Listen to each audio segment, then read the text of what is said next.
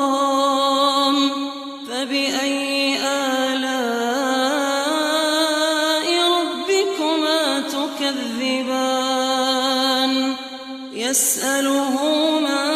في السماوات والأرض كل يوم هو في شأن فبأي آلاء